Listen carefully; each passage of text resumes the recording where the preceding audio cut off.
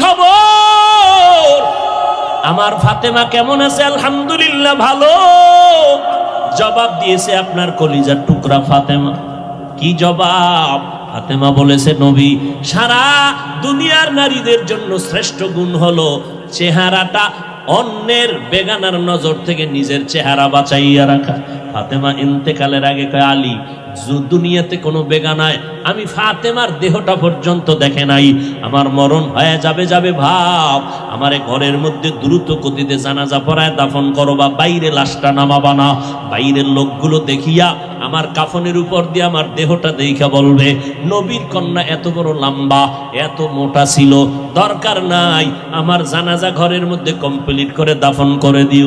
এরে আম্মা জান, আপনারা তো ফাতেমা রাদিয়াল্লাহু আনহার মতো নারী, ফাতেমা যদি পারে আপনি কেন পারবেন না?